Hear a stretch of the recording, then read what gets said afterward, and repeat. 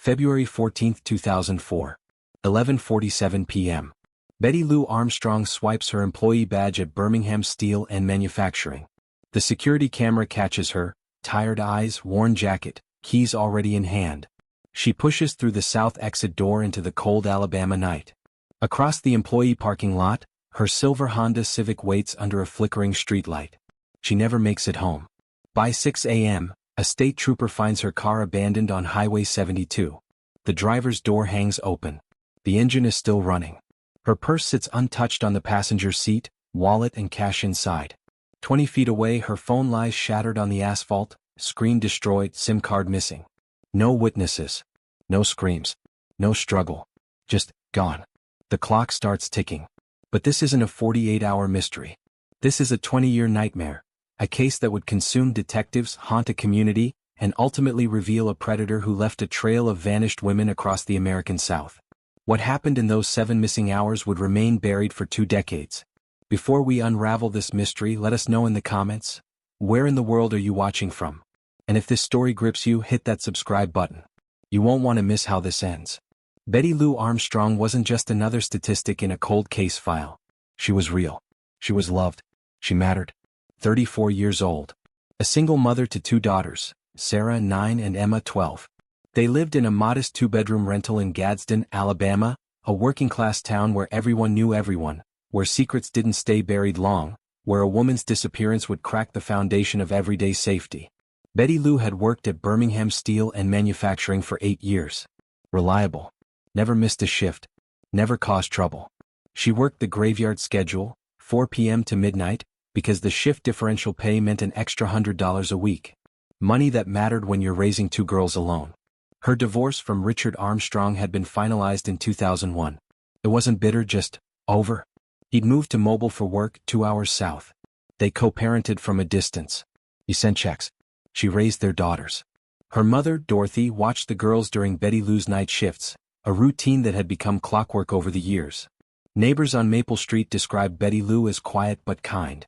The type who'd wave from her porch but never pry into other people's business. She kept her lawn mowed. She paid her rent on time. She was rebuilding. In early 2004, she'd enrolled in online community college courses, business administration. She talked about maybe becoming an office manager someday, getting off the factory floor, working normal hours so she could see her daughter's school plays and soccer games. She had plans. She had hope. She had dreams that extended beyond the monotony of night shifts and assembly lines. February 14th was supposed to be just another shift. Valentine's Day meant nothing to Betty Lou Armstrong, just another Saturday night at the factory, another paycheck, another step toward a better future. She clocked in at 4:03 p.m. She worked her station on the assembly line, spot welding steel components in a deafening warehouse that smelled like metal and machine oil. At 11:47 p.m. she clocked out, said goodnight to a coworker named Jake Simmons, and walked out into the winter darkness. She had no idea she'd just walked into the last moments of her life. She had no idea that her daughters would grow up without her. She had no idea she'd become a ghost. Let's reconstruct what we know. Minute by minute. Fact by fact. 11:47 p.m., Betty Lou swipes her employee badge at the exit terminal. The timestamp is exact. Security footage shows her walking across the parking lot alone. No one follows her. No one approaches. The lot is well lit, cameras functioning. She reaches her silver 2002 Honda Civic, unlocks the door, climbs inside. 11:52 p.m., her car starts. This is confirmed later through the vehicle's internal computer, which logs ignition events. She pulls out of the lot, heading east toward Highway 72, the main artery connecting Birmingham to Gadsden. A 23-mile drive she'd made hundreds of times. 12:03 a.m., a long-haul trucker named Dennis Kowalski, hauling freight from Atlanta to Memphis, passes mile marker 14 on Highway 72. In his later statement to police, he recalls seeing a silver sedan, maybe a Honda, maybe a Toyota, pulled over on the shoulder with hazard lights flashing. He doesn't stop. It's late. He assumes a flat tire, maybe someone already called for help. He keeps driving. This will haunt him for years. 12:47 a.m., Dorothy Armstrong, Betty Lou's mother, calls her daughter's cell phone. It goes straight to voicemail. Dorothy isn't worried yet. Betty Lou probably stopped for gas, maybe ran into traffic. She'll call back. 2:30 a.m., Dorothy calls again. Voicemail again. Now she's worried. Betty Lou always called if she was running late. Always. Dorothy tries not to panic, tells herself there's a reasonable explanation. Phone died. Stopped at a 24-hour diner. Fell asleep in the parking lot after a long shift. But she knows. Mothers know. 5:15 a.m. Dorothy calls the Etowah County Sheriff's Office to report her daughter missing. The dispatcher takes the information but explains that adults can't be reported missing for 24 hours unless there's evidence of foul play. Dorothy insists something is wrong. The dispatcher says they'll send a patrol car to check Betty Lou's usual route. 6:04 a.m. Alabama State Trooper Marcus Webb is driving his morning patrol on Highway 72 when he spots the silver Honda Civic near mile marker 14. Engine running. Driver's door ajar. Hazard lights dead. Battery finally drained after hours. He approaches cautiously. No one inside. He finds the purse. The wallet. $63 in cash. Credit cards untouched. On the passenger seat, a half-empty bottle of water and a romance novel Betty Lou had been reading during breaks. 20 feet away in the gravel shoulder he finds the phone. Shattered. Screen spiderwebbed. And when forensic techs later examine it, they discover the SIM card has been forcibly removed. Someone didn't want that phone traced. Someone knew exactly what they were doing. Within 2 hours, Highway 72 becomes a crime scene. Etowah County Sheriff's deputies arrive first, followed by the Alabama Bureau of Investigation. By noon, the FBI's Birmingham field office has been notified. A missing woman, a suspicious vehicle abandonment, potential abduction. This checks all the boxes for federal involvement. The scene yields frustratingly little. Forensic teams photograph everything. The Honda's interior is meticulously processed. Betty Lou's fingerprints are everywhere: steering wheel, door handles, gear shift. No one else's. The car shows no signs of struggle. No blood. No torn fabric. No defensive wounds transferred to the upholstery. Outside, tire track impressions are found in the dirt shoulder, approximately 15 feet behind Betty Lou's car. A second vehicle had been here. Investigators make plaster casts. The tread pattern suggests a mid-sized sedan, possibly a Ford Taurus or Chevrolet Impala, common vehicles, manufactured between 2000 and 2004. The tracks are partially degraded by rain that began around 3 a.m., washing away finer details. The shattered phone is sent to the FBI's forensic lab in Quantico. The SIM card removal is significant. It suggests premeditation, technical knowledge, and attempt to eliminate digital tracking. Without the SIM, call logs, text messages, and location data are irretrievable from the device itself. Investigators subpoena Betty Lou's cellular carrier, but 2004 technology means location tracking is imprecise at best. Bloodhounds are brought in. They pick up Betty Lou's scent from the driver's seat, follow it to the open door, and then, nothing. The scent ends. This tells investigators she likely entered another vehicle. She didn't walk away. She was taken. Helicopters equipped with thermal imaging scan the surrounding woods and fields. Nothing. Dive teams check nearby bodies of water. Nothing. Investigators turn to victimology. Who would want to harm Betty Lou Armstrong? The ex-husband Richard is the first call. He's located at his apartment in Mobile, Alabama. Detective Dale Pritchard and a Mobile PD officer knock on his door at 8:30 a.m. Richard is shocked, cooperative, and immediately provides his whereabouts. He'd worked an overnight shift as a security guard at Mobile General Hospital. Badge swipes logged every hour from 10 p.m. to 6 a.m. Video surveillance confirms his presence. He's 120 miles away when Betty Lou vanished. Cleared within 36 hours. Next theory, random predator. Highway 72 had a reputation. Truck stops, isolated stretches, minimal lighting. Carjackings happened, though rare. But Betty Lou's valuables were untouched. This wasn't robbery. Sexual assault? Possible, but without a victim or crime scene, it's speculation. The FBI's Behavioral Analysis Unit reviews the case. Their assessment: crime of opportunity. Perpetrator likely familiar with the highway corridor. Possible trucker or local resident with nocturnal habits. Victim probably accepted help or was forced into compliance through weapon or deception. But who? And where is Betty Lou Armstrong? Search teams canvass the area for weeks. Volunteers from Gadsden join. Hundreds of man-hours. They find nothing. Not a shoe. Not a piece of clothing. Not a body. Just absence. Detective Pritchard stares at the case file and realizes this might never be solved. He's almost right. Betty Lou's disappearance detonates through Gadsden like a shockwave. Within 3 days, her face is on every news station across Alabama. Local broadcasts. National cable. Missing woman, last seen Highway 72, foul play suspected. The ticker scrolls endlessly. Her photo, a smiling snapshot from a company picnic, becomes burned into public consciousness. Vigils are organized. The first is held at Gadsden City Park on February 21st. Hundreds attend. Candles flicker in the winter wind.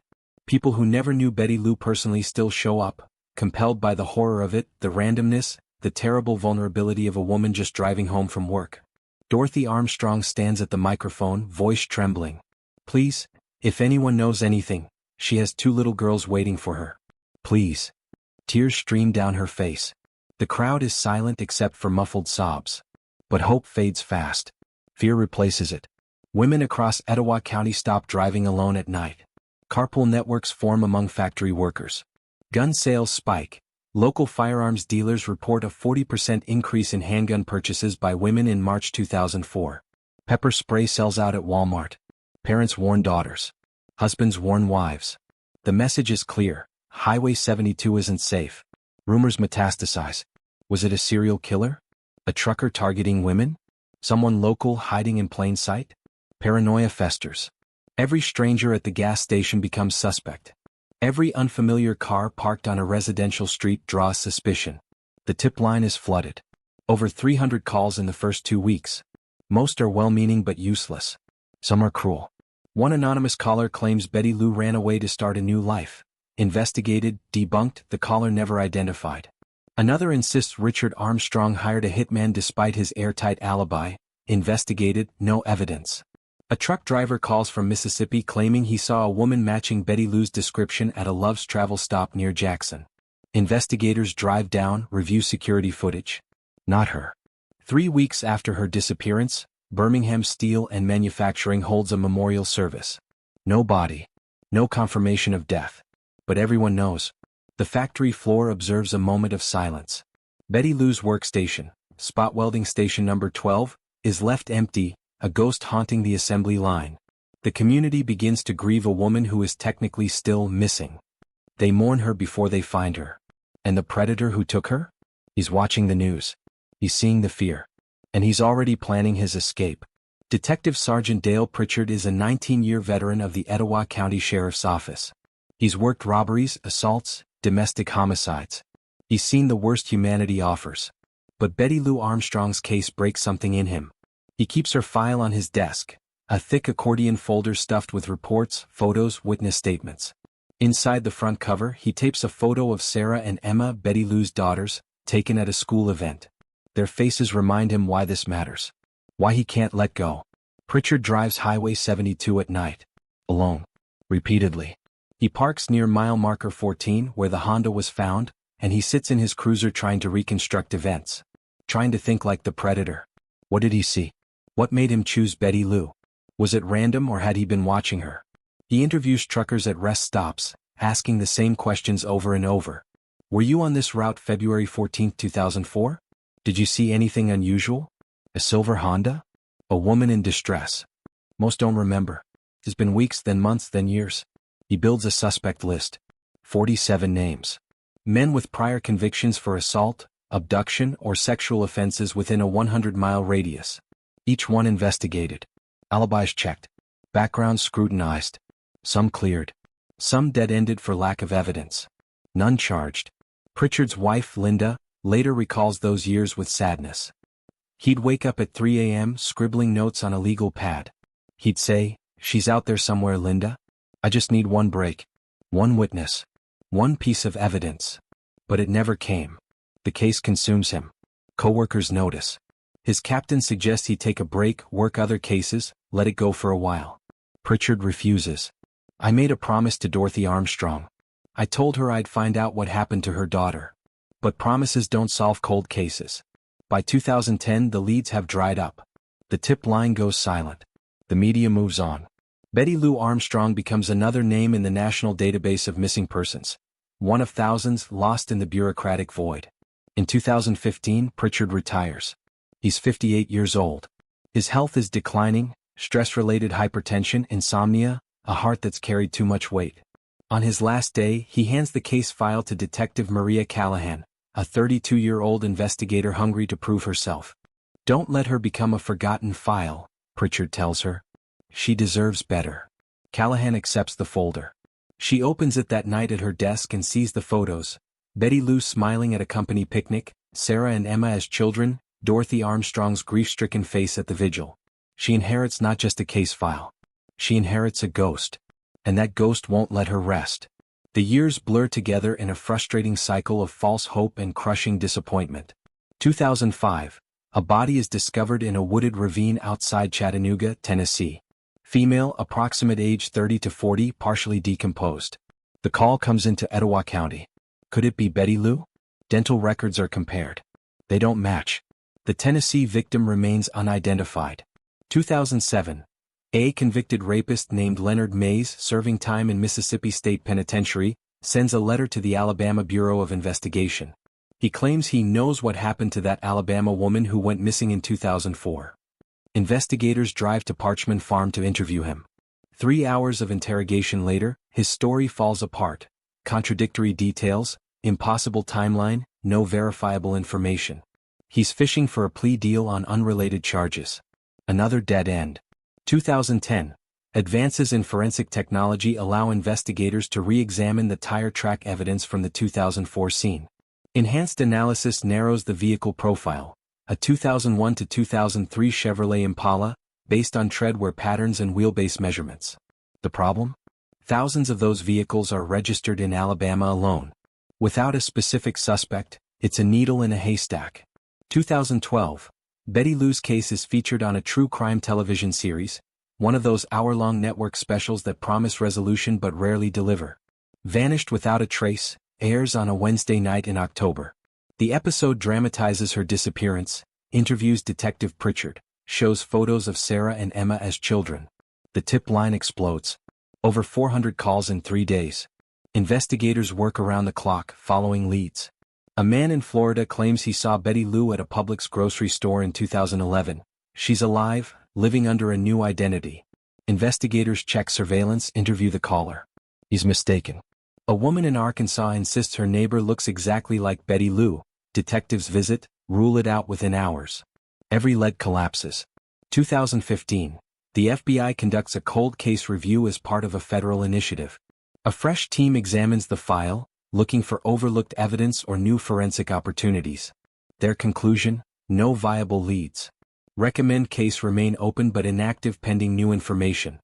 Inactive. The word stings. 2018. Dorothy Armstrong dies of pancreatic cancer at age 71.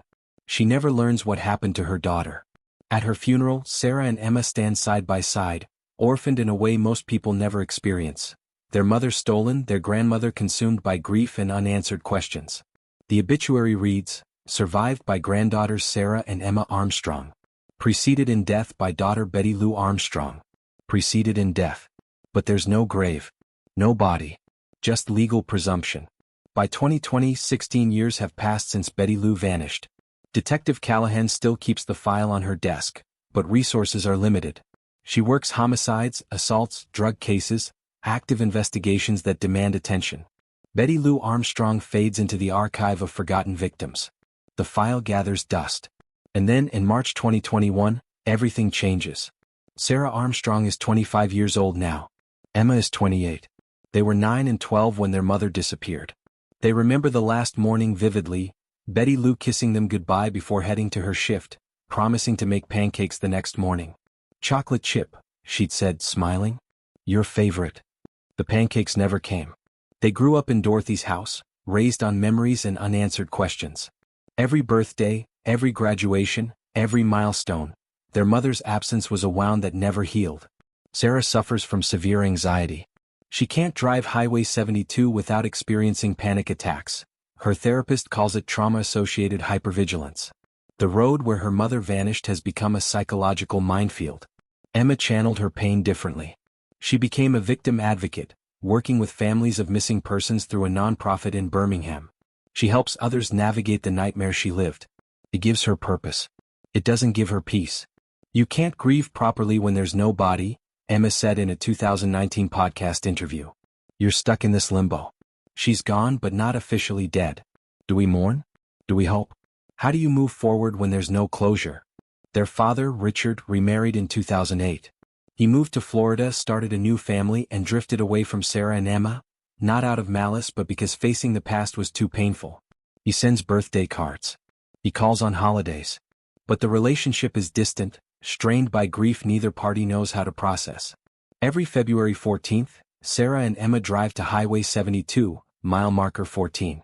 They leave flowers on the roadside, daisies, Betty Lou's favorite. They stand in the spot where her car was found, and they whisper words their mother will never hear. We miss you. We're okay. Please rest. By 2021, they've made peace with never knowing. They've accepted that some questions don't have answers, some wounds don't close, some ghosts never rest. Or so they thought. March 2021. Detective Maria Callahan attends a forensic science seminar in Montgomery, Alabama. The keynote presentation focuses on investigative genetic genealogy, the revolutionary technique that identified the Golden State Killer in 2018. A forensic genealogist explains how DNA profiles from crime scenes can be uploaded to public genealogy databases like GEDmatch, generating familial matches that allow investigators to build family trees and identify suspects decades after crimes occurred. Callahan sits in the auditorium, listening, and suddenly a question ignites in her mind. What if there was DNA we missed in 2004? She returns to Gadsden obsessed. That same week, she submits a formal request to re-examine all physical evidence from Betty Lou's case, specifically the Honda Civic, which has been stored in a climate-controlled evidence warehouse for 17 years. Forensic teams descend on the vehicle in April. They use modern techniques unavailable in 2004. Enhanced UV lighting, updated chemical reagents, microscopic analysis.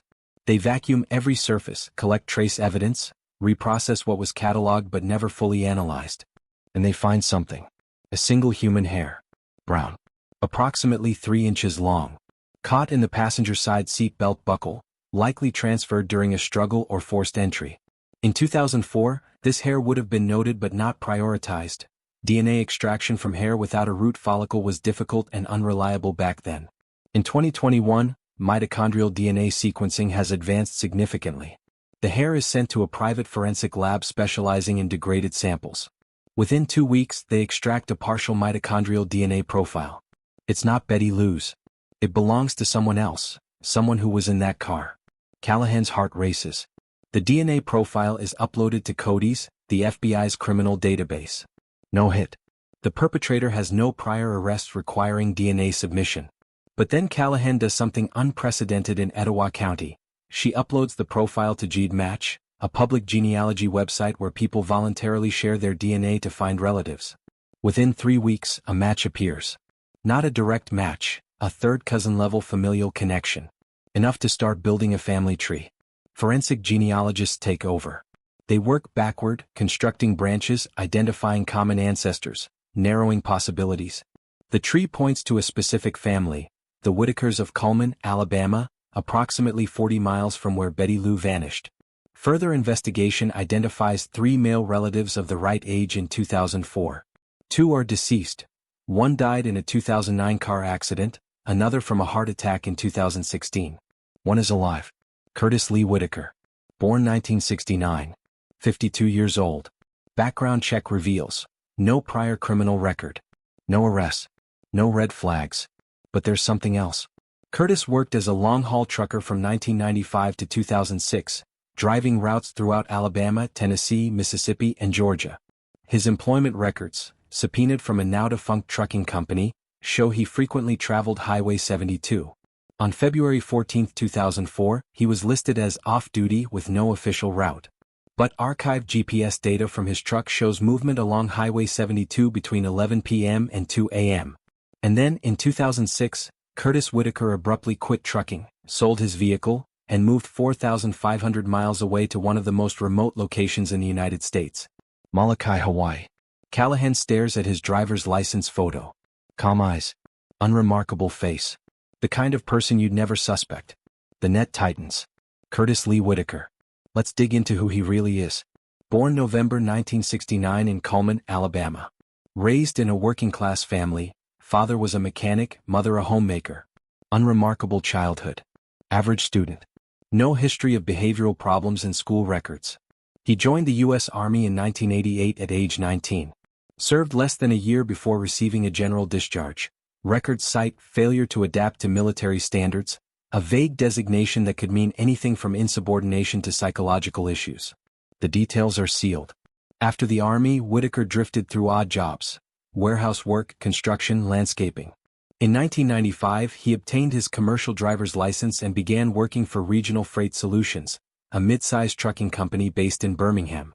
For 11 years he drove long-haul routes across the Southeast: Alabama, Tennessee, Mississippi, Georgia. He was described by former co-workers as quiet, kept to himself, did his job. One dispatcher recalled, "Curtis wasn't friendly, but he wasn't trouble either. Just there." His trucking logs show a pattern: regular runs on Highway 72, the exact corridor where Betty Lou vanished. He knew that road intimately. On February 14, 2004, Curtis was scheduled off-duty. No official route. But his truck's GPS, archived company data recovered through subpoena, shows his vehicle traveled Highway 72 between 11 p.m. and 2 a.m. When later questioned by his employer during a routine equipment audit, he claimed he was running personal errands. No one followed up. Then, in May 2006, Curtis Whitaker abruptly resigns from Regional Freight Solutions. He sells his personal truck to a dealership in Montgomery. Within weeks, he boards a flight to Honolulu, then transfers to a small commuter plane bound for Molokai, one of Hawaii's least populated islands. He settles into a remote coastal cabin near the island's eastern shore.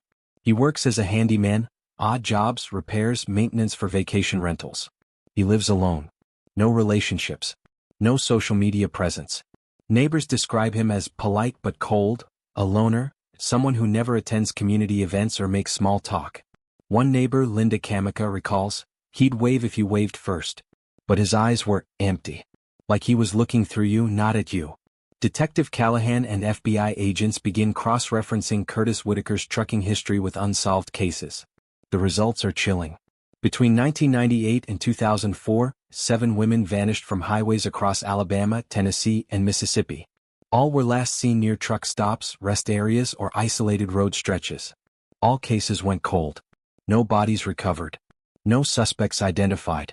Curtis Whitaker's documented trucking routes intersect with 5 of those disappearances. Melissa Tran, 29, vanished from a Tennessee rest stop in 1999. Angela Broussard, 31, disappeared after leaving a Mississippi diner in 2001.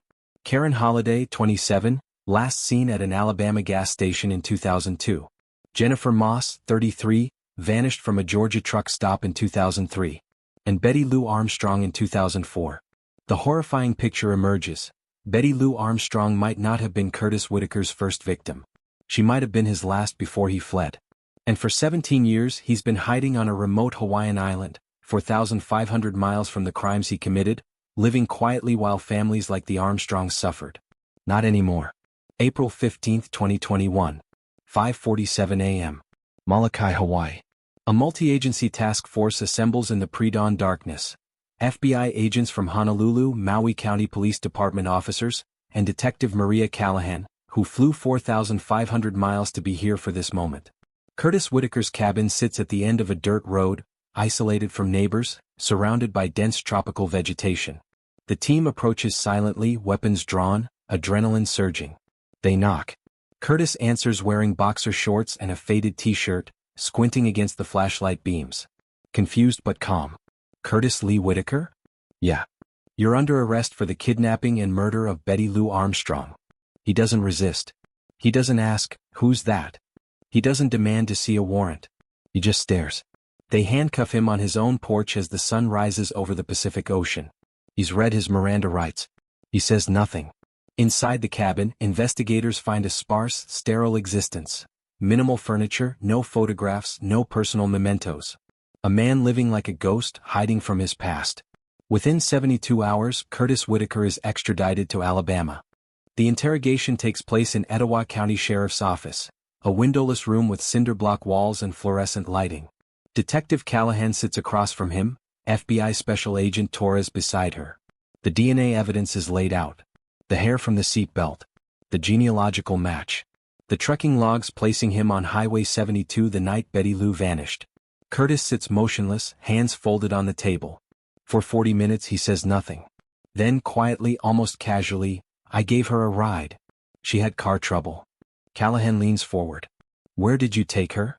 "Somewhere she wouldn't be found." "Where, Curtis?" He shrugs. "Woods off Highway 72. Don't remember exactly. It's been a long time." "Why did you kill her?" Another shrug. "I felt like it." No remorse. No emotion. Just void. Agent Torres presses, "What about the others?" Melissa Tran. Angela Broussard. Karen Holliday. Jennifer Moss. Curtis's expression doesn't change. "I want a lawyer." The interrogation ends. But he's admitted enough. He saw Betty Lou on the highway, pulled over, offered help. She trusted him, or he forced her compliance. He drove her into the woods. He killed her. He buried her in an unmarked location he refuses to disclose. And the other women? He won't discuss them. Won't confirm. Won't deny. But investigators know. The patterns align too perfectly. The routes match too precisely. Curtis Lee Whitaker is a predator who used America's highway system as his hunting ground, targeting vulnerable women, disposing of bodies in remote locations, moving on before anyone connected the dots. And he almost got away with it. Almost. But DNA doesn't lie. And genealogy doesn't forget. Justice, delayed for 17 years, finally arrives. Curtis Whitaker is formally charged with first-degree murder, kidnapping, and tampering with evidence. The trial begins in June 2022, Etowah County Courthouse. The prosecution presents overwhelming evidence. The DNA match, the trucking logs, the GPS data, the partial confession. Defense attorneys argue the confession was coerced, the DNA evidence circumstantial. It doesn't matter. The jury deliberates for 4 hours. Guilty on all counts. Sarah and Emma Armstrong attend every day of the trial. They sit in the front row, directly in Curtis's line of sight, forcing him to see the faces of the family he destroyed. He never looks at them. Not once. At sentencing, the judge allows victim impact statements. Emma approaches the microphone, her voice steady but shaking with suppressed rage. "You didn't just take her life. You took our childhoods. You took my grandmother's last years of peace. You took our ability to trust the world. And you won't even tell us where she is so we can bury her. You're a coward. You're nothing." Curtis shows no reaction. His face is blank, emotionless. The judge sentences him to life in prison without the possibility of parole.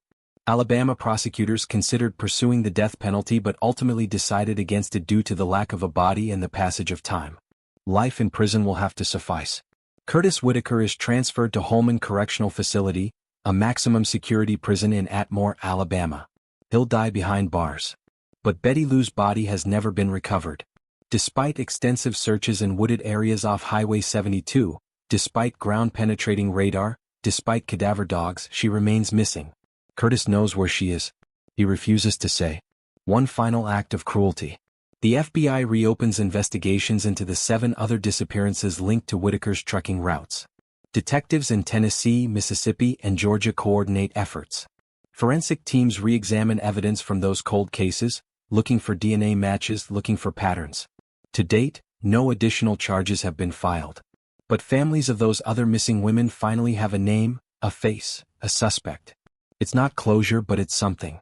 Detective Maria Callahan is commended by the Alabama Bureau of Investigation for her work. She receives letters from Sarah and Emma, thanking her for never giving up. She keeps Betty Lou's photo on her desk, a promise kept even if incomplete. The case is officially closed. But closure is a myth. Sarah and Emma still visit Highway 72 every February 14th. They still leave daisies on the roadside. They still wonder where their mother's body rests. Some questions have answers. Some ghosts don't rest easy. Betty Lou Armstrong's case is solved.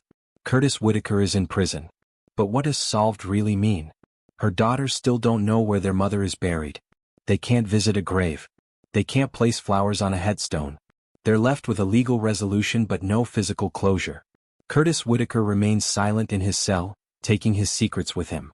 The locations of Betty Lou and potentially 5 other women remain unknown. He holds that power, the final cruelty of a predator who refuses to relinquish control even from behind bars. The case raises haunting questions that extend beyond one woman's tragedy. How many others did Curtis Whitaker hurt? How many women vanished into America's vast highway system, victims of predators who exploit mobility, anonymity, and jurisdictional gaps between states? Betty Lou's story is not unique. It's a reminder that cold cases are not just files gathering dust in warehouses. They are lives stolen, families shattered, communities scarred. They are mothers who never came home, daughters who grew up without answers, detectives who carried ghosts for decades. Detective Callahan recently reflected, "We got him. We brought justice. But we didn't get all of it. Some ghosts don't rest easy, even after justice is served." 20 years after a Valentine's Day that should have been ordinary, Betty Lou Armstrong is remembered not as a victim defined by her death, but as a woman who mattered. A mother, a daughter, a person whose life had value and meaning. Curtis Whitaker tried to erase her. He failed. She is not forgotten. And neither are the others, still missing, still waiting, still hoping for someone to bring them home.